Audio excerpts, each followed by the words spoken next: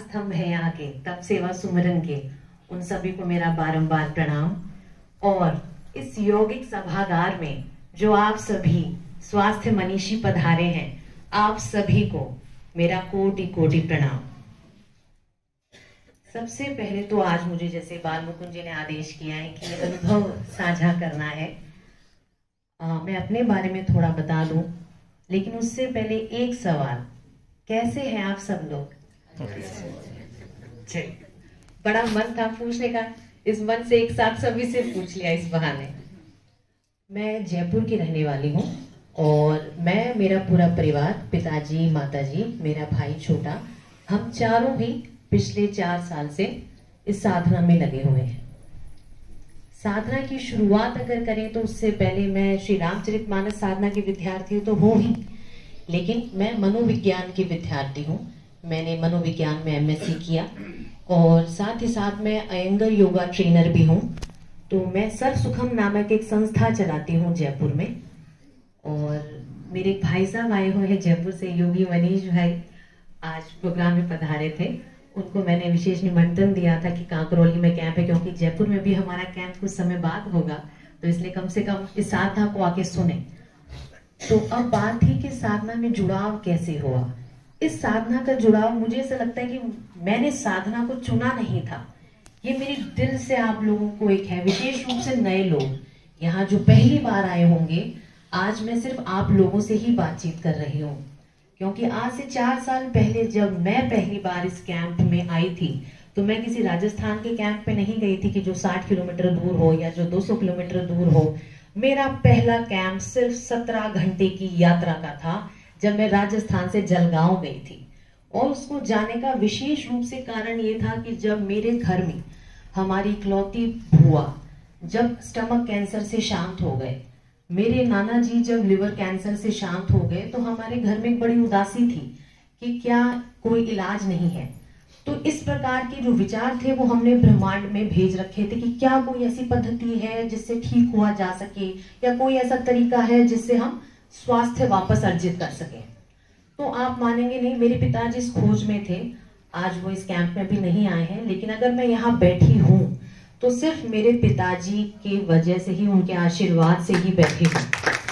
आप मानेंगे नहीं, मैं बड़ी उदास होके घर आई थी, क्योंकि मेरे अंकल हैं, हमारे फैमिली फ्रेंड थे, उन्हें प्रोस्टेट कैंसर डिटेक्ट हुआ। क्योंकि मैं अयंगर योगा ट्रेनर थी, तो पहले वो उसी के लिए आए कि आप क्या ऐसा कोई विधि बता दीजिए योगा में कि जी हम इस प्रोस्टेट कैंसर की लास्ट स्टेज को दूर कर सकें। तो कुछ चीजें बताई, लेकिन मुझे पता था क्योंकि हमने ऑलरेडी वो ट्राई किया था, तो हमारे हाथ की बात नहीं थी वो। तो मैं घर आई, बड़ी हताश थी। मैंने पिताजी को बोला, तो पिताजी ने मुझे सिर्फ एक किताब दी। उस किताब के अंदर गुजरात के एक रिटायर्ड आईएएस के नंबर मुझे मिले थे। मैंने उन रिटायर्ड आईएएस को, टीकाराम दादा, जिनको मैं दिल से हर दिन दुआ देती हूँ, उनके लिए प्रार्थना करती हूँ, अब वो शरीर छोड़ चुके हैं, उन्होंने मुझे, मैंने उनसे बात करी, उन्होंने मुझे डॉक्टर साहब के नंबर दिए। क्योंकि डॉक्टर साहब कैंप्स में रहते हैं, आप जानते हैं उनका बड़ा व्यस्त शेड्यूल रहता है, वो बात नहीं कर पाए। हमने उनको कॉल किया, तो टीकाराम दादा ने डॉक्टर साहब को फोन किया कि जी प्लीज, वो बहुत इमरजेंसी कोई केस है, आप बात करें। तो डॉक्टर साहब का फोन आया, तो उन्होंने कहा कि आप, मैंने कहा सर ऐसे ऐसे केस है, तो उन्होंने बोला आप जलगांव पहुंच जाइए। अब नाम पहली बार सुना था, ये जलगांव कौन सी जगह है। ट्रेस किया, वहां कोई फ्लाइट नहीं जाती है, कुछ नहीं जाता है, क्योंकि वहां एयरपोर्ट ही नहीं है। तो हमने बाई कार, क्योंकि केस ऐसा आ चुका था कि उनकी पूरी स्पाइनल कॉर्ड में डिटेक्ट हो चुका था कैंसर सेल्स, और डॉक्टर ने कहा था कि इन्हें कल की तारीख में आप आईसीयू में भर्ती करा दीजिए, क्योंकि अगर ये भर्ती नहीं हुए तो उन्हें किसी भी क्षण पैरालिसिस भी आ सकता है। अब आप ये सोचिए, कोई आपको इतना विश्वास करता हो कि वो आपको रिपोर्ट्स दिखा रहा है और आप उसको कह रहे हैं कि जी बिल्कुल ठीक हो जाएंगे साहब, और इनको लेके जाना है, जिसमें डॉक्टर्स ने ये कह दिया कि रूम अलॉट हो चुका है, कल सुबह ये भर्ती हो जाने चाहिए वरना इनको पैरालिसिस आ जाएगा। उसके बावजूद पता नहीं अंदर से कहाँ वो एक शक्ति है। डॉक्टर साहब से सिर्फ एक बात हुई थी कि आप उन्हें लेके वहां पहुंचिए, मैं बिना मरीज को देखे आपको कुछ रिकमेंड नहीं कर सकता।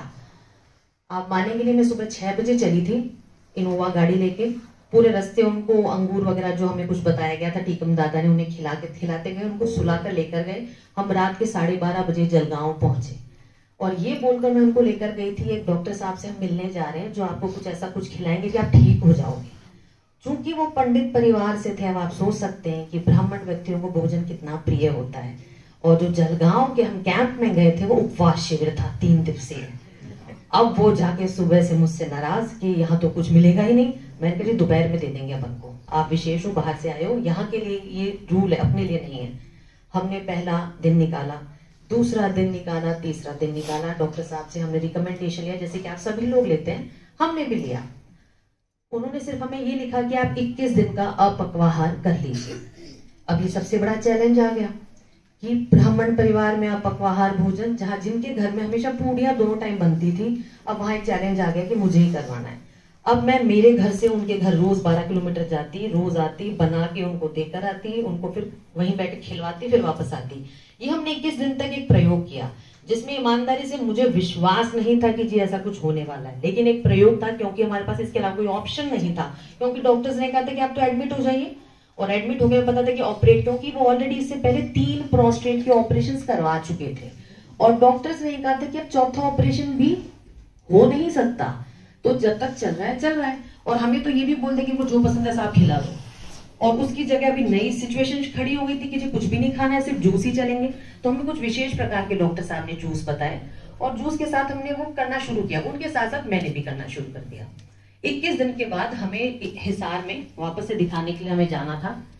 हम पहुंचे, हमने उनकी ब्लड रिपोर्ट्स कराई। हुआ ये था कि हम ब्लड सैंपल्स दे के जयपुर से रवाना हुए थे। अब वहां से रवाना हुए तो हमें था कि ठीक है जी कुछ देख लेंगे, कुछ हो जाए, क्योंकि उनमें एनर्जी का लॉस नहीं था, उन्हें कोई पैरालिसिस अटैक नहीं आया था 21 दिनों में। जो एनर्जी लेवल उनका हुआ करता था, वो बहुत थके हारे रहते थे। 21 दिनों में वो आराम से बैठने लग गए थे, वॉक करने लग गए थे। तो हमें इतना कॉन्फिडेंस था कि हम हिसार तक तो पहुंच जाएंगे, बीच में ऐसी कोई गलत घटना नहीं होगी। तो हम हिसार पहुंचे। हिसार जाने के बाद वो रिपोर्ट्स तब तक शाम तक सीबीसी वगैरह, और जो उनका पीएसए लेवल हमने चेक करवाना था, उनका पीएसए लेवल उस टाइम जो आया था, उनका डब्ल्यूबीसी वगैरह वो पहुंचा था 200 पे। अब आप ये सोचिए 21 दिन के बाद में आप कितना एक्सपेक्ट कर लोगे। ठीक है 200 अगर आया है और डब्ल्यूबीसी 2.5 लाख तक पहुंच गई थी, तो हमें लगा ठीक है 200 का कुछ 170 कुछ भी हो सकता है। आप मानेंगे नहीं, 21 दिन के सिर्फ अपक्वाहार की वजह से बेसिकली हमने गाजर चकुंदर का जूस लिया और एनिमा जो में सब बताई गई साधना, हमने सब कुछ किया। 56 पीएसए लेवल था उनका 21 दिन के बाद।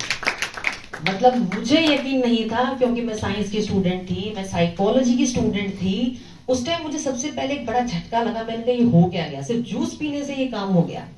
फिर घर आके, और आप ये देखिए, कहते हैं ना कि जो साधना में होता है, और विशेष रूप से डॉक्टर साहब में बड़ी है, वो बहुत दूर से खड़े खड़े ना आपको स्कैन कर लेते हैं कि आपके मन में क्या चल रहा है। तो मुझे लगता है कि बहुत बड़े साइकोलॉजिस्ट भी है वो।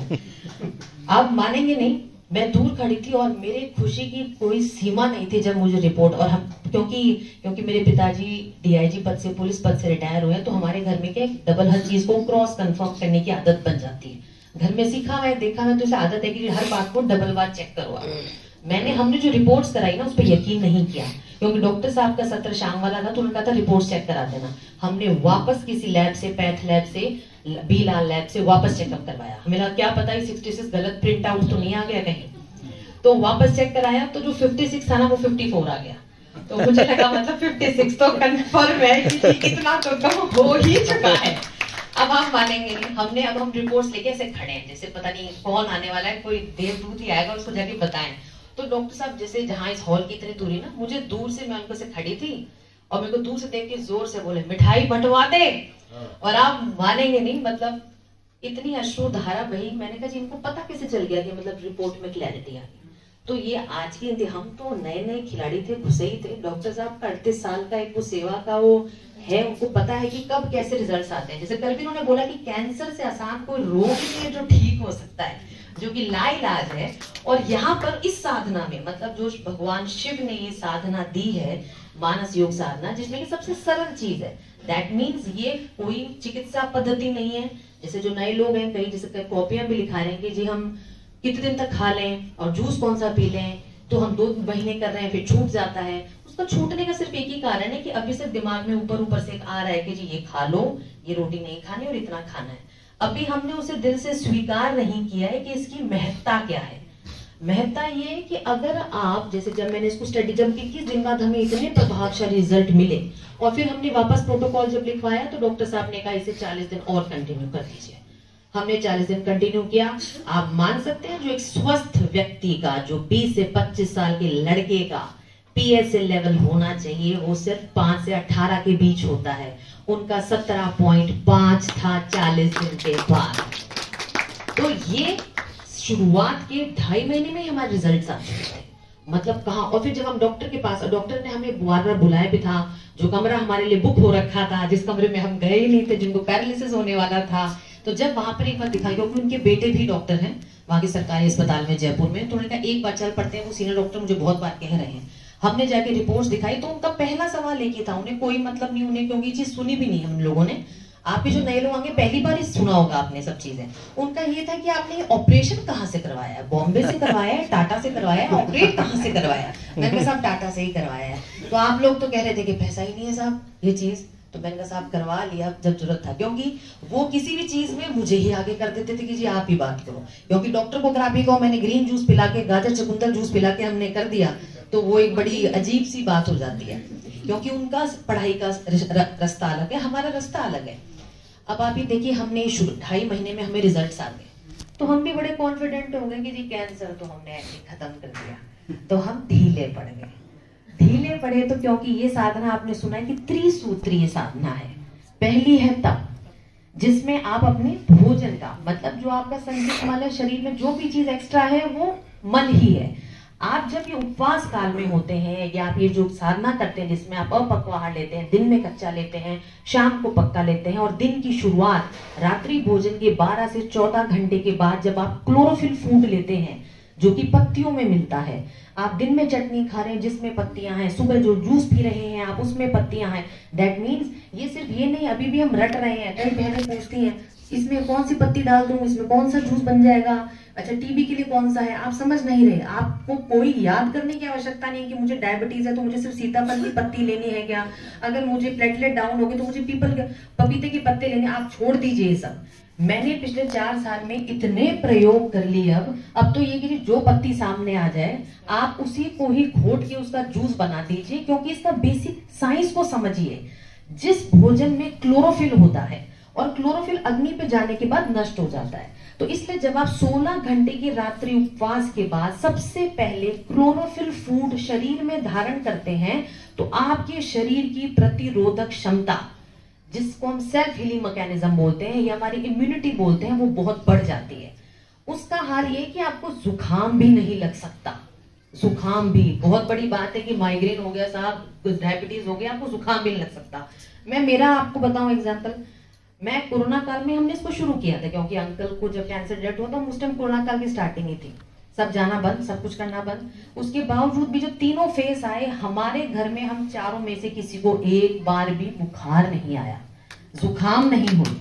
और जिसमें ये था कि लोगों के यूट्यूबर्स बन गए, लोगों की जी साहब जो सब्जियां आ रही है उसको पहले बेकिंग सोडा में धो लो, ये कर लो, उसके बाद यूज करना, 2 घंटे धूप में रखो। हमने कुछ नहीं किया।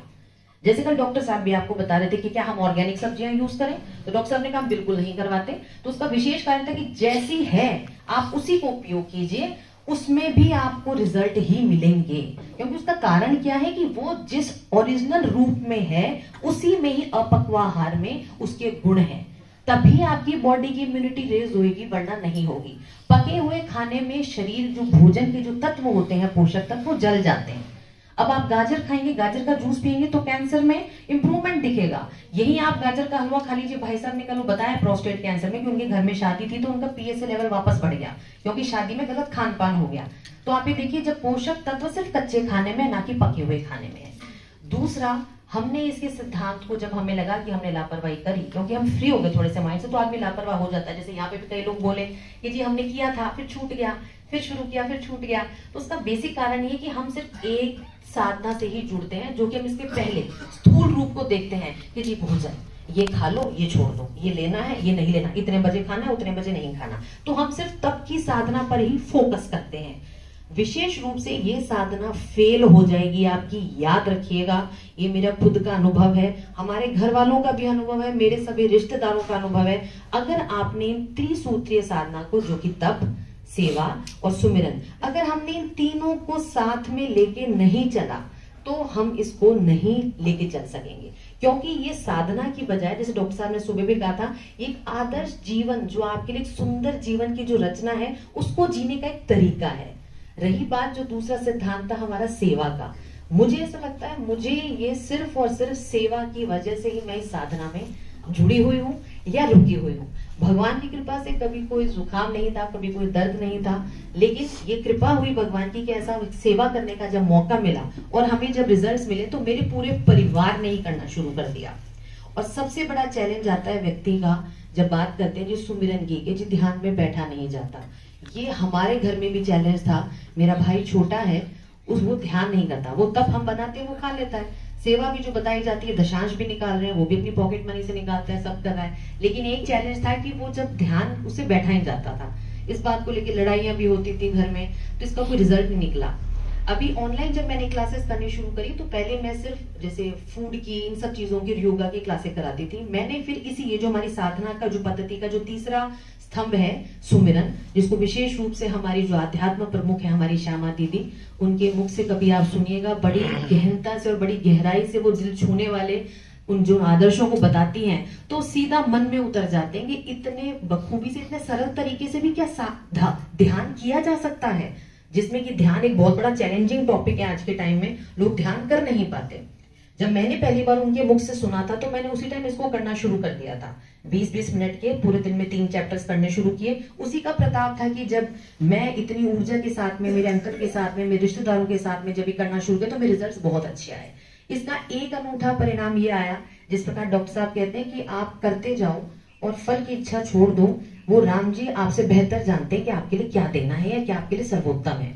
आप ये देखिए, मैंने ध्यान की ऑनलाइन क्लास शुरू कर दी जूम के ऊपर, तो उसका हुआ ही कि मैंने 50-51 लोगों का एक ग्रुप बना लिया, जिनको मैं शिथिलीकरण का जो हमारी पद्धति है इसका मैंने उनको ध्यान का अभ्यास कराना शुरू कर दिया।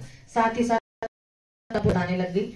उन लोगों ने रोज का मतलब उसको समझने के बाद में 1 घंटे के बाद उन्होंने अपने घर में इसको सुबह सुबह 5-5 मिनट करना शुरू किया। ज्यादा समय नहीं करवाया उनको, 5-5 मिनट तक आपको सिर्फ बैठना ही है, जो हमारा तरीका और जो डॉक्टर साहब अभी आपको आगे के सत्रों में गहराई से बताएंगे कि हमें ये हमारा जो साधना का तीसरा स्तंभ है सुमिरन, इसे कैसे करना है, उनको बताया। आप मानेंगे नहीं, 1 हफ्ते बाद मैं कमरे में जा रही हूँ और मेरे भाई साहब ध्यान अवस्था में बैठे हुए हैं। मैं वो निकले, मैंने पूछा, पता नहीं मेरा आज मन कर गया कि ध्यान कर लेता हूँ, और उस दिन का दिन है और आज का दिन है, वो महाशय अभी तक ध्यान रोज अपना सुबह शाम जो उनका एक नियम बना हुआ है वो अभी तक चल रहा है। तो मतलब सिर्फ इसी चीज का प्रताप है कि अभी देखिए मैंने किसी और को करवाया और उनका जो उन्होंने वो रोज जो बैठे, तो कहीं ना कहीं भगवान को था कि अच्छा ये इस चीज को लेके परेशान है कि चल ठीक है। तो मतलब वो चीज जो मेरी चैलेंजिंग थी, है तो बहुत छोटी सी चीज कि ठीक है जी वो ध्यान में नहीं बैठ रहा, पर मैंने सिर्फ ये देखा कि सिर्फ उनको कराने से वो अपने आप करने लग गया। जो लड़का 3 साल से नहीं कर रहा था अब वो अपने आप कर रहा है, उसे किसी ने कहा नहीं है, लास्ट में वो कहना भी छोड़ दिया, लेकिन वो अपने आप शुरू हो गया। घर में, पूरे घर में हमारे ये साधना चल रही है, यहाँ तक कि हमारे जो रिश्तेदार हैं उसमें भी अब लोग ये कहने लगे कि अच्छा जी ये दिक्कत हो गई ना, उसको फोन कर लो, वो बता देगी कुछ, ठीक है ठीक हो जाएगा। तो ये कहीं ना कहीं साधना का और डॉक्टर साहब का मार्गदर्शन का ही प्रताप है कि जो लोग पूछ लेते हैं, घर वाले रिश्तेदार जो कभी बात भी नहीं किया करते थे, अब परेशान होके जब कुछ पूछते हैं, उनको बताया जाता है, उनको रिजल्ट्स आते हैं तो बड़ा दुआएं देते हैं, बड़े खुश होते हैं। तो ये सिर्फ और सिर्फ इस साधना का प्रताप है। जब मैंने रिजल्ट्स को देखा तो फिर मैंने सोचा कि इसको और गहराई से सीखा जाए, तो फिर मैंने डॉक्टर साहब के सानिध्य में ये कोर्स भी किया 3 साल का। इंटर्नशिप मेरठ आश्रम में जाकर भी करी, जो 1 साल की होती है। उसे पूर्ण करने के बाद ही अब लोगों पर जब इसके हम प्रयोग करते हैं तो बड़े चमत्कारी प्रयोग हैं। कई लोगों को बड़ी बुरी आदतें, हम कहते हैं लत कैसे छूटे। मेरे पड़ोस में एक छोटा सा बच्चा है, उनकी मदर इस चीज की वजह से बहुत परेशान है कि उनके दांत में इतने कीड़े लगे हैं, बच्चे को टॉफी खाने की बहुत बुरी आदत है। एक बहुत छोटा सा एग्जांपल हो सकता है आपके लिए, पर मैं ये कहना चाह रही हूँ कि किस प्रकार वितरण की साधना से, जब हम तीनों कह रहे हैं कि भोजन से हमारी बीमारियां ठीक हो रही हैं, वितरण करने से हमारे जो पुराने संस्कार हैं वो छूट के आपकी आदतें टूट रही हैं। उस बच्चे को सिर्फ ये काम दिया था मैंने कहा जी आपको कहते हैं इसको जूस पिलाओ, कुछ मत पिलाओ इसको, ये पिएगा भी नहीं। मैंने कहा आप, हम इस बार सावन सभी जानते हैं कि 2 महीने आए थे, 2 महीने में उसको सिर्फ ये कहा था कि मंदिर में हमारी कथा चल रही थी तो हमने शिव पुराण की। तो मैंने कहा जी, उनको उस बच्चे को बोला मैंने, चीनों को, मैंने कहा आप सिर्फ रोज 1 पैकेट टॉफी है ना पंडित जी को देके आओगे, वो सबके बांटेंगे, उसके बाद ही आप खाना। आप मानेंगे नहीं, उसने 60 दिन लगातार टॉफी का पैकेट वितरण किया। उसके पिताजी ने हिसाब भी लगाया, वो थोड़े से बड़े लॉजिकल चीज के हैं कि इससे करने से क्या हो जाएगा, टॉफी बढ़ जाएगी तो मतलब ये खाना छोड़ देगा। मैंने कहा आप करवा दो मेरे नाम पे। उन्होंने बिल निकाला कि साहब 3000 रुपए हमारे 60 दिन में खर्च हो गए। उसका प्रताप ये कि उस बच्चे को आज अभी देखिए शिव पुराण कथा जुलाई में सावन खत्म हुआ था और अब दूसरा सावन आने की तैयारी हो रही है। उस बच्चे ने आज तक टॉफी नहीं खाई है। मतलब क्या 8 साल के छोटे बच्चे की भी वितरण से, जो उसने मजे मजे में ही एक वितरण किया था, उससे उसकी वो आदत छूट गई। तो ये तो मैंने आपको बड़े छोटे एग्जाम्पल बताए, लेकिन हमने पिछले 3-4 साल में बड़े भगवान ने अच्छे प्रयोग कराए और डॉक्टर साहब का लगातार मार्गदर्शन रहता है। डॉक्टर साहब कहते हैं कि मैं बहुत बिजी हूँ। डॉक्टर साहब हर पेशेंट को, हर रोगी को, चाहे वो कहीं बैठा हो, उसको अटेंड करते हैं। हमारे जब अंकल का प्रॉब्लम चल रही थी, इतनी बुरी हालत हो जाती थी प्रैक्टिकल्स में कि डॉक्टर साहब, मैं मैसेज डालती थी, मैं डॉक्टर साहब इनको बाथरूम में से ब्लड आना शुरू हो गया, थक के आ रहे हैं। डॉक्टर साहब ने जूस बताया कि 2 दिन बाद में बताइए। 2 दिन बाद में वो ब्लड आना ही बंद हो गया यूरिन में से। मतलब इतने चमत्कारी प्रभाव है। तो मतलब ये अद्वितीय साधना है। तो मैं ये चाहती हूँ, मेरा सभी से नम्र निवेदन है कि आप सभी साधना को दिल से करिए। और जो यहाँ 7 दिन में भी, अभी 2 ही दिन पूरे हुए, आज तीसरा दिन है, आप इसे दिल से सुनिएगा। और एक बार में सही बात, सबको समझ में आती नहीं पूरी, हमें भी बहुत समय लगा और आज भी सीख ही रहे हैं। रोज गलतियां करते हैं, रोज सीखते हैं, लेकिन इसे जितना भी आप करके जाएं, उसे जरूर उतार लीजिएगा 8वें दिन से अपने घर में। इसी के साथ बड़े धैर्य से आपने सुना, मेरी वाणी को विराम देती हूँ। राम राम।